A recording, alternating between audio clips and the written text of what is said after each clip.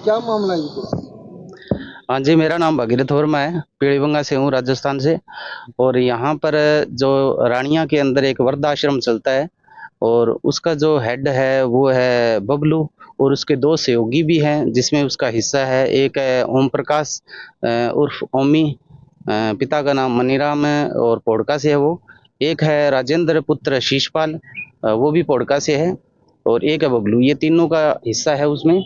और मेरी जो बहन है उसका ये बबलू है वो देवर का बेटा है, मतलब मेरी बहन उसकी ताई लगती है। तो हुआ क्या जी, उसमें मेरी बहन है ये इसके पास ही रहती थी।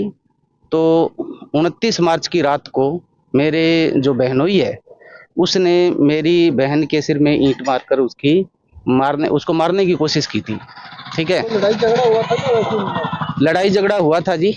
पहले मेरी जो भांजी है उसने मेरे को बताया था भी लड़ाई झगड़ा हुआ था, क्योंकि जब ईंट मारी थी उस वक्त बबलू ने मेरी भांजी को फोन किया था। ठीक है। तो मेरी भांजी ने मेरे को बताया था भी लड़ाई झगड़ा हुआ था और पापा ने मम्मी के सिर में ईंट मारी है, ये बताया था मुझे। तभी मेरे को पता चला था। तो मैं जहाँ पर भर्ती कराया था इसको सिरसा के होप न्यूरो केयर हॉस्पिटल में भर्ती कराया था। मैं वहाँ पहुँच गया और वहाँ पर मैंने कंडीशन देखी तो कंडीशन बहुत सीरियस थी।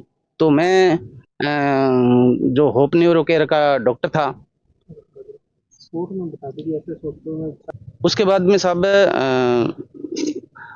2 तारीख को 2 अप्रैल को मेरी बहन की डेथ हो जाती है। तो बबलू प्रजापत है, उसने हमें समाचार नहीं दिया और जल्दी जल्दी उसका दाह संस्कार करने की कोशिश की थी। राजस्थान में ले जाकर जल्दी से उसको मतलब सल्टाने की कोशिश की थी, इसको हमें मामले से बच जाएं।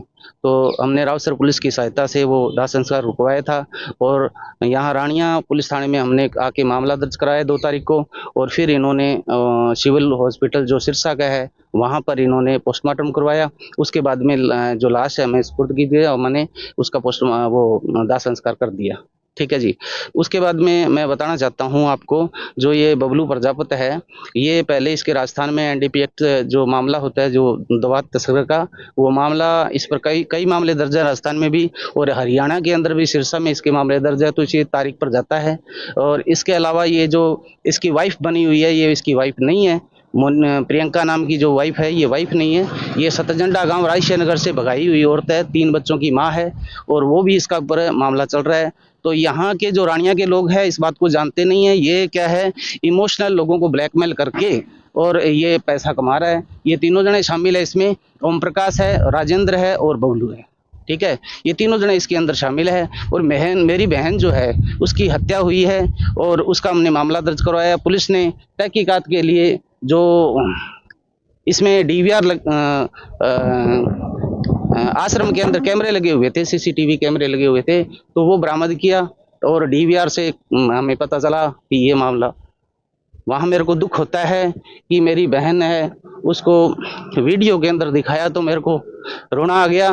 मेरी बहन को बुरी तरीके से सिर में ईंट मारकर हत्या की है। तो हमने एसपी साहब के गुहार लगाई थी और एसपी साहब ने देखा था, ये खुद देखा था उन्होंने वीडियो के अंदर भी इस तरीके से उसको हत्या की गई है। अब मामला पुलिस ने दर्ज कर लिया है और दोनों को अरेस्ट कर लिया है। पुलिस का धन्यवाद है भी मेरी बात सुनी है और ज्यादा से ज्यादा उनको सजा मिले, मैं ये चाहता हूँ। प्रशासन की कार्यप्रणाली से संतुष्ट हो? हाँ, प्रशासन की कार्यप्रणाली से मैं संतुष्ट हूँ। मैं डीसी साहब के पेश हुआ था यहाँ पर, मैंने मामला जब दर्ज करवाया था तो मेरी सुनवाई नहीं हुई थी।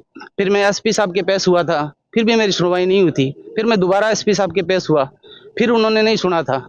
इसके बाद में मैं डीसी साहब के पास गया था, तब मेरी हाथों हाथ एक दिन में ही सुनवाई होगी। तो 17 तारीख को डीवीआर बरामद किया गया और उसके बाद में वहाँ पर डीवीआर हमारे सामने चेक किया गया, उसमें सारा हत्याकांड सामने आ गया, वीडियो के अंदर सब कुछ दिख रहा था। ठीक है। इस तरह से जी मैं पुलिस की कार्रवाई एक दिन के अंदर कार्रवाई कंप्लीट कर दी, मैं संतुष्ट हूँ जी। सर मामला तो यही था कि अपने 29 तारीख को 8:30-9 बजे के करीब मेरे पास फ़ोन आया था बबलू का, और ये आपस में झगड़ रहे थे वहाँ पे। तो झगड़ा, हम अहमदाबाद रहते हैं, तो वहाँ से झगड़ते झगड़ते मैंने फ़ोन पे कहा कि इनको कि कोई दिक्कत नहीं है, हम यहाँ दूर हैं, इनको समझाओ थोड़ा बहुत और चुप कराओ। और सुबह हमारे पास 4:30-5 बजे के करीब फ़ोन आया था, तो उन्होंने, बबलू ने यही बोला था कि पापा ने मम्मी के सिर में ईंट मार दी। तो हम वहाँ सिरसा हॉस्पिटल लेके जा रहे हैं, आप यहाँ पे पहुँच जाओ। तो मेरी टिकट होने में 2 दिन लगे थे। मैं वहाँ से 1 तारीख को निकला था, 2 तारीख को यहाँ पहुँचा था। 2 तारीख को जब मैं यहाँ पहुँचा था तो उनकी डेथ हो चुकी थी। तो यहाँ आके अपने मैंने सारी बात वो मामा जी को बताई कि ऐसे ऐसे बात थी। उन्होंने मेरे पास, बबलू ने फ़ोन किया, ये सब मेरे को बातें बताई थी। तो मामा जी ने पुलिस कार्रवाई की। तो पुलिस कार्रवाई पे सब पे वो जो भी हुआ, तो उनके थ्रू अब पुलिस ने एक्शन लिया। एक्शन लेने के आधार पे पुलिस ने जो भी कार्रवाई की, वो सीसीटीवी जो भी फुटेज देखा था, उनके आधार पे उनको पकड़ लिया गया है। और पुलिस ने ये जो भी कार्रवाई थी बहुत अच्छे से अपनी काम निभाया इन्होंने। हमारे पास कॉल आई थी, तो मतलब मैंने भी सुना था, बबलू ने बोला था कि मतलब मारा है पापा को, पापा ने मम्मी को मारा है ईंट से। तो यही बात इन्होंने मामा को बताई, मामा ने मतलब केस फाइल किया। फिर अब जो भी हुआ अच्छा हुआ। बबलू ने बहुत कोशिश की थी सब कुछ छुपाने की, हमें भी दबाने की कोशिश की थी। शुरू में मुझे वो अपने पास भी लेके गया था, मुझे यहाँ तक बोल दिया था कि तू अपने हस्बैंड को छोड़ दे या मेरे पास रह ले। तो मैंने अपने हस्बैंड को चुना और बबलू का साथ नहीं दिया, इसलिए वो मेरे से भी बात बंद कर चुका था। और अब जो भी हुआ है अच्छा हुआ, मेरी मम्मी को इंसाफ मिल गया, हम खुश हैं।